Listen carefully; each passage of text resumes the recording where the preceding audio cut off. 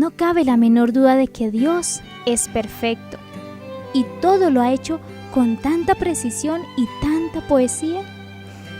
Ay, ¿cómo serían de diferentes las cosas si comprendiéramos que cada precepto de la ley divina no tiene otro motivo más que proteger el verdadero amor?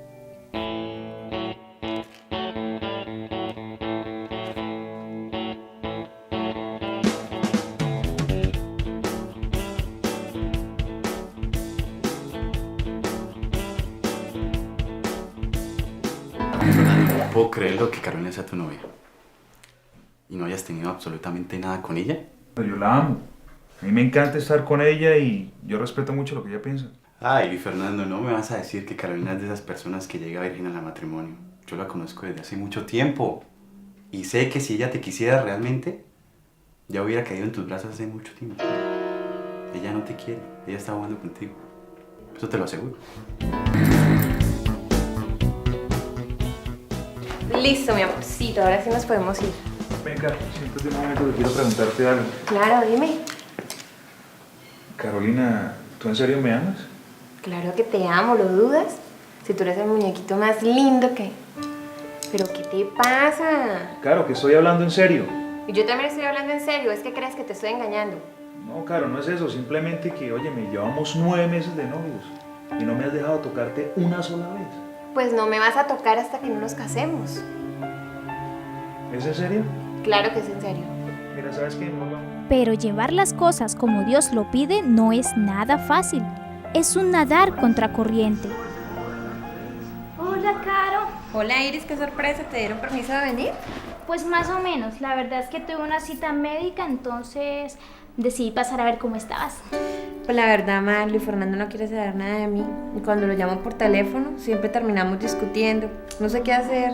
Eso de vivir en el mundo sin ser del mundo es algo bien complicado de manejar.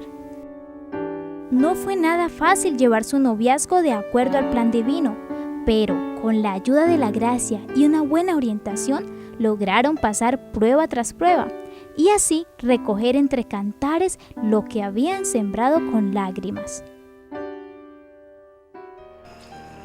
No, hermana Gabriela, y pobrecita Carolina, no pudo subir porque como no ha parado de llover en todo el día, pero la situación que ella está pasando con Luis Fernando es bien complicada. Es que ella se pregunta por qué, si cuando una pareja de novios se aman realmente y no están preparados para casarse, no pueden tener relaciones íntimas. Yo le he medio explicado, hermana, pero usted sabe cómo es Carolina, no me cree nada. Yo necesito que usted me ayude. Dios tiene 2 motivos, Iris. Un motivo en Él mismo y un motivo en los hombres. Vamos a comenzar por el motivo en Dios mismo. Mira, Iris, Dios, siendo amor, le confía a la parejita lo que es el amor en sí mismo, ¿sí? Y Él quiere que este amor no lo destruya a nadie, porque entonces Él pierde su cara, ¿sí? El amor que Él le da a las parejas no quiere que sea algo banal o puramente sentimental o sensual.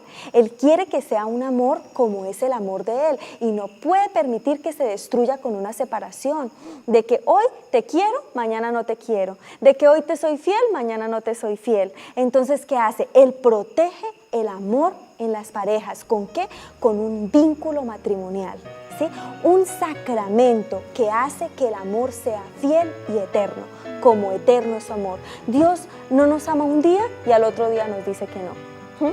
Dios no se entrega totalmente a nosotros y si nos portamos mal se deja de entregar. No, Él siempre se entrega y eso es lo que pide a las parejas, que constantemente se entreguen, que si van a ser fieles, lo sean para siempre, hasta que la muerte los separe, que si se van a gustar, se gusten para siempre, con canitas o sin canitas, gorditos o flaquitos, cuando están jóvenes o cuando están ancianos. Uy, ahora entiendo el motivo en Dios, salvar su honor, claro está, y proteger el amor verdadero. Pero bueno, y entonces en el hombre, ¿cuál es el motivo? Iris, Dios es un papá y a Dios le encantan los niños. Por eso cuando en las primeras páginas de la Biblia, casi que el primer mandamiento que le da a los hombres es ir y poblar la tierra. Él quiere que la tierra esté llena de niños, de muchas personas, de todas las razas, de todas las condiciones, ¿sí? Y quiere proteger a estos niños, ¿sí? Porque sabe que estos niños necesitan tanto de la figura de su papá como de la figura de su mamá, como una vez lo vimos. Entonces, para proteger los niños, pide a las parejas que solo cuando estén selladas con lazos de amor eterno, se unan. Porque tú crees que Dios puede ver con buenos ojos, Iris, esos noviazgos donde el chico deja embarazada a la chica y se va, y el niño queda abandonado. Dios no puede ver con buenos ojos eso. Él quiere que los niños gocen del amor de su papá y de su mamá siempre. Es que el problema es que cuando uno es joven no piensa en esas cosas tan serias, únicamente piensa en pasar el rato, en divertirse y ya. Pero hay que dejar muy claro, Iris, que el sexo no es un juguete. Una cosa es divertirse y ya, pero otra cosa es divertirse con algo tan serio, porque el sexo es el poder que nosotros tenemos de dar la vida, Iris. Es una donación total, exige una entrega total. Por eso es que necesita un compromiso definitivo como lo es el matrimonio. Y para que no te quede duda de ello, Iris, yo quiero que hoy estudiemos lo que sucede físicamente en una relación íntima. Y de paso aprovechamos para dar un poco de educación sexual, como el Papa tanto lo ha pedido hoy a los padres. Ay, sí, qué chévere, hermana, porque hoy día los jóvenes le piden a uno hablar con propiedad y con pruebas en la mano, o si no, no le creen. Por eso te voy a hablar mejor en un lenguaje poético, Iris. Te voy a contar una historia de amor que sucede en un lugar muy, pero muy cercano. Se trata de unos valientes príncipes que viven en un castillo llamado hombre y de unas hermosas princesas que viven en un castillo llamado mujer. Hermana, eso suena interesantísimo. ¿Y quiénes son los príncipes y las princesas? Mira, Iris, nuestros príncipes son más conocidos con el nombre de espermatozoides y nuestras princesas son más conocidas con el nombre de óvulos, que son dos células diferentes que al fusionarse comienzan a multiplicarse, dando vida a un nuevo ser. La historia consiste, Iris, en las acrobacias que tienen que hacer nuestros príncipes para encontrarse con su princesa. Pero no todos logran llegar a esta unión. Primero se hace una selección muy bien hecha entre millones de espermatozoides y miles de óvulos que sueñan estar juntos para siempre. ¿Cómo es esto? Mira, Iris, nosotras las mujeres cuando nacemos traemos todos los óvulos aptos para la vida. Los especialistas dicen que son más o menos de 1 a 2 millones de óvulos que traemos al nacer, pero se reducen a unos 400,000 cuando llega el desarrollo. Resulta, Iris, que estos 400,000 óvulos son las princesitas que han logrado sobrevivir y que vivirán en el castillo durante la época fértil de la mujer. Estas princesas viven en una especie de harem, unos aposentos llamados ovarios, y mensualmente una princesa puede salir del ovario, pero la condición es que no puede regresar jamás. ¿Y si no se encuentra con el príncipe entonces? Muere, pero no nos adelantemos al tema. Vamos primero con que las princesitas, cuando salen de su habitación, son absorbidas inmediatamente por las trompas de falopio. ¿Y qué son las trompas de falopio? Es un balconcito, son unos balconcitos donde la princesa cuando sale espera a su príncipe durante horas y horas. Precisamente es en este momento cuando la mujer se pone más bonita, ¿sí? Más atractiva para el sexo opuesto. ¿Por qué? Porque es una forma de decir a su príncipe que la princesa está esperando en el balcón. ¿Y cuántas horas lo espera? De 12 a 48 horas. Durante este tiempo, Iris, la princesa está preparando todo para la llegada de su príncipe y para dar la vida. Y hay un dato curioso. Dicen que el óvulo tiene todos los nutrientes necesarios para alimentar al espermatozoide cuando llegue y para alimentarse ella misma mientras están cumpliendo su misión. Pero eso sí es como en todo, hermana Gabriela, porque la mujer siempre es la que está encargada de mantener linda la casa, de que no falten los alimentos, mientras que el hombre poco se preocupa de esos detalles tan importantes. Vas a ver que lo interno es muy parecido al externo, Iris, en todo. Imagínate que cuando la princesita está en las trompas de falopio esperando, en sus balcones, en su balcón, está esperando a su príncipe, el útero, que es una pequeña cavidad que hay dentro de la mujer, se da cuenta, ¿sí? Y es como una casita, prepara la casita para la luna de miel. Y entonces empiezan a salir los vasos sanguíneos, la placenta, las paredes, alimenta, o sea, con todos los nutrientes también para alimentar al bebé.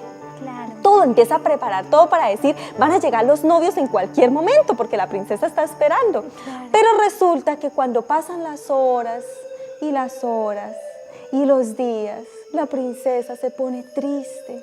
¿Por qué? Porque no encontró a su príncipe y empieza a llorar.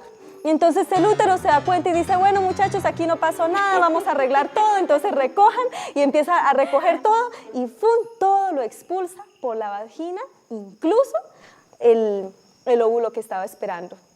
Y a esto es lo que nosotros conocemos como el ciclo menstrual. Ay, pobrecita.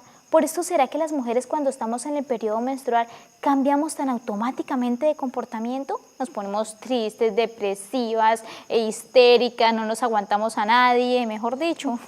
Así es, Siri. Yo creo que esto es lo que pasa, porque imagínate la princesa esperando por horas y horas y el príncipe no llegó, por eso es que llora, por eso es que se pone histérica. Todo depende del temperamento de cada persona.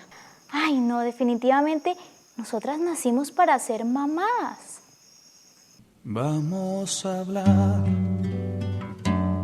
puedo esperar, yo necesito tu amor, tus besos, tiempos vendrán, te acordarás, y nuestros hijos siempre sabrán que al entregarnos fue por amor. No nos casaron por un error que nuestra vida pudo esperar para darnos y para llegarnos a amar.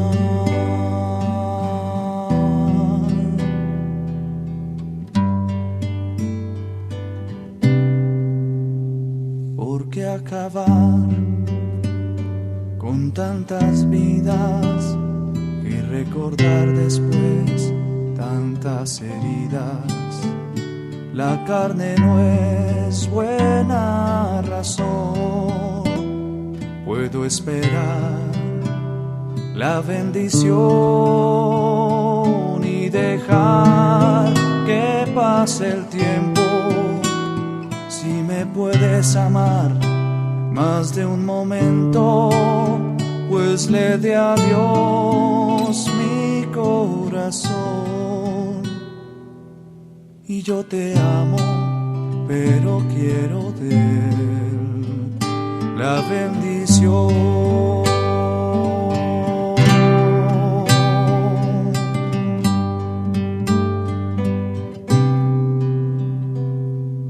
Puedo esperar.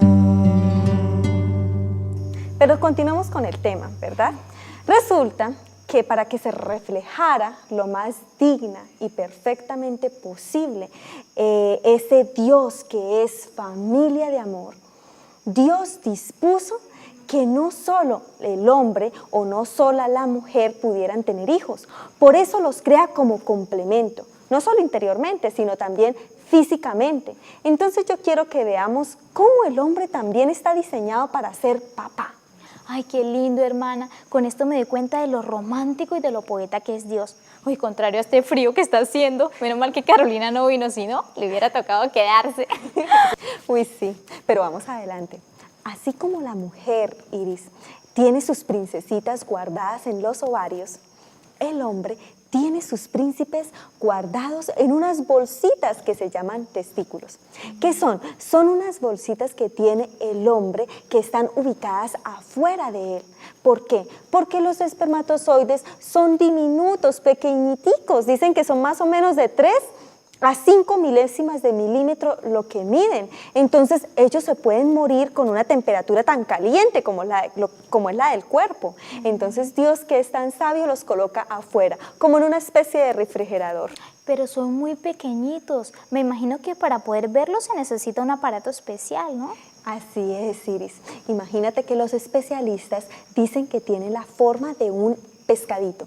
Tienen cabeza, tienen cuello y tienen cola.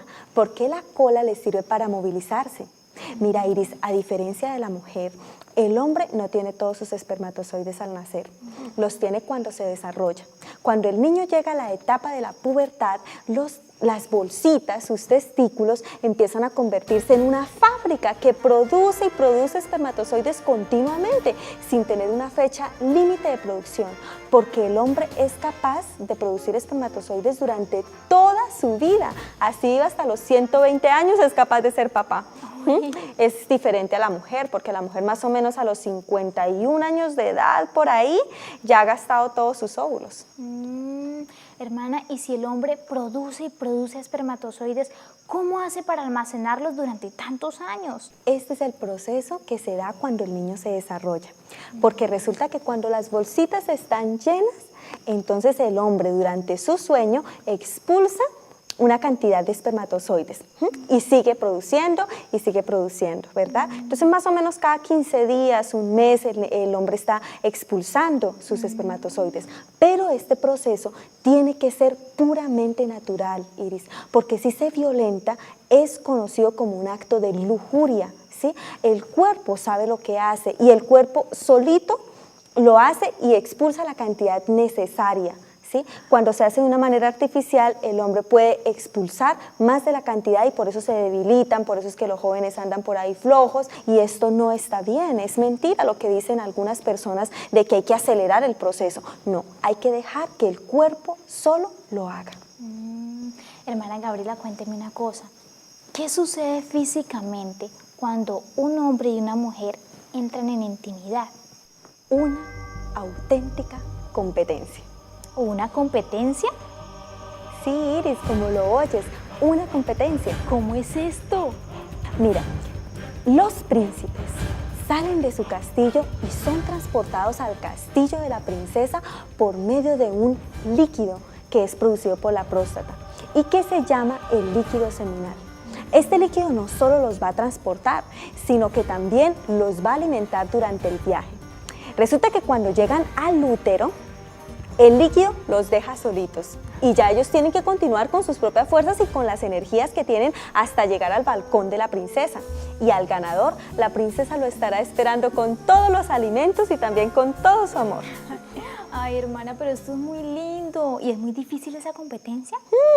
No es nada fácil, Iris, porque tienen que pasar miles de obstáculos. Además, solo puede llegar uno, el ganador, el mejor de los millones y millones de espermatozoides que compiten. Es que son una cantidad. Ahora, Iris, hay un dato curioso. Todos los espermatozoides tienen informaciones diferentes, dependiendo, por ejemplo, de las cualidades del papá o de los abuelos, ¿sí? ¿Por qué? Porque son informaciones genéticas. Imagínate, unos espermatozoides son buenos para la música, otros son buenos para leer, otros son más intelectuales, otros son mejores para el dibujo, otros son artistas. Hay de toda clase de espermatozoides, ¿verdad? Entonces, y también, ¿sabes qué? Los defectos y por ahí algunas cosillas de esas se heredan también. Hermana, o sea que si otro espermatozoide hubiera fecundado el óvulo de mi mamá, ¿no hubiera nacido yo sino otra persona? Así es, Iris. Igual que si hubiese sido fecundado otro óvulo y no el tuyo, porque también los óvulos tienen informaciones diferentes. No lo puedo creer. ¿Y cuántos espermatozoides compitieron conmigo? Más o menos de 300 a 400 millones de espermatozoides. Imagínate, Iris, pero era a ti a quien esperaba la princesa. Así estuvieras refundida entre millones, porque eras la más ágil, la más veloz, la más fuerte, eras la mejor, la escogida por la princesa.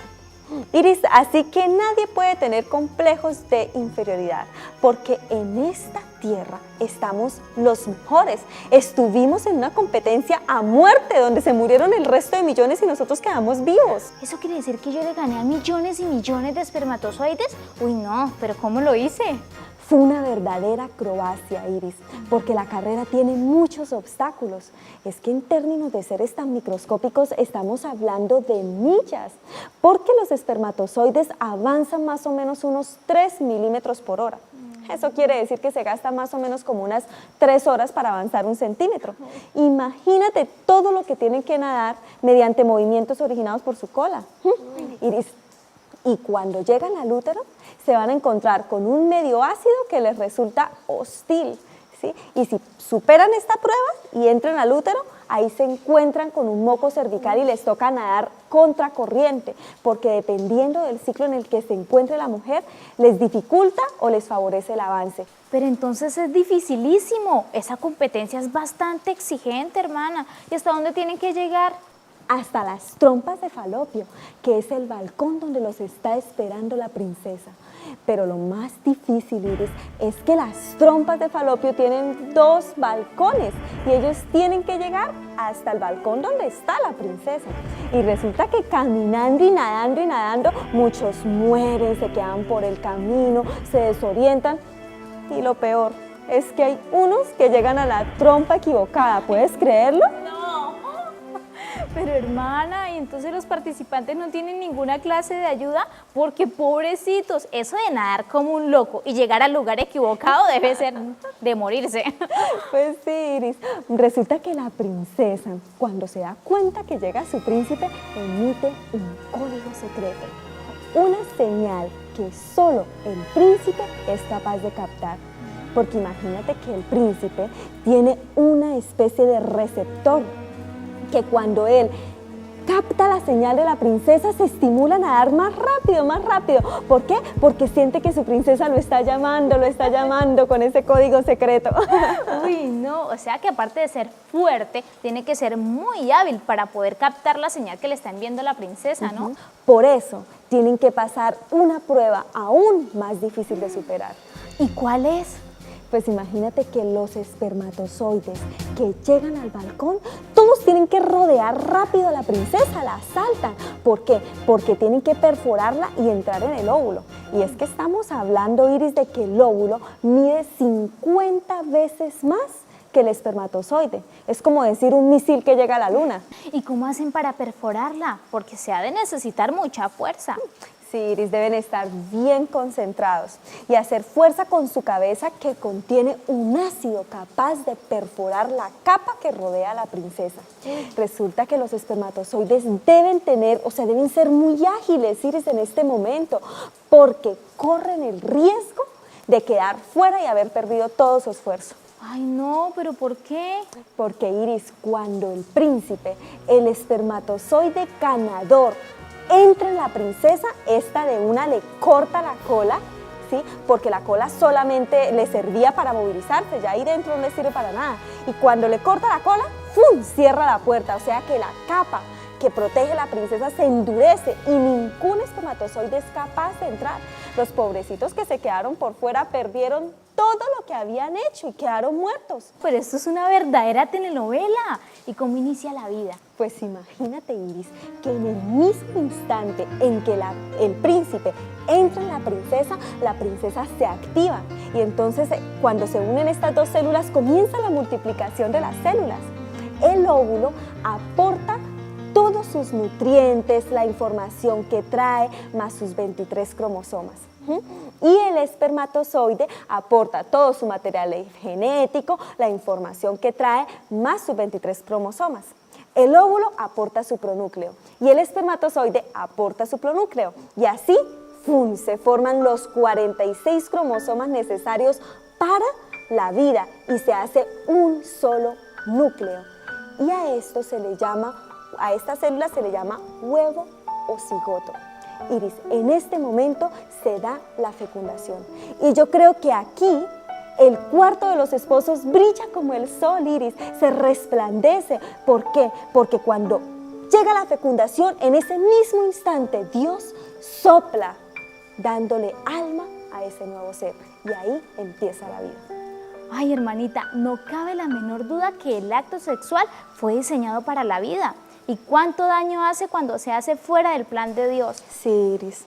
Ahora entiendes por qué el Papa Juan Pablo II insiste tanto a los padres que le den educación sexual a los hijos.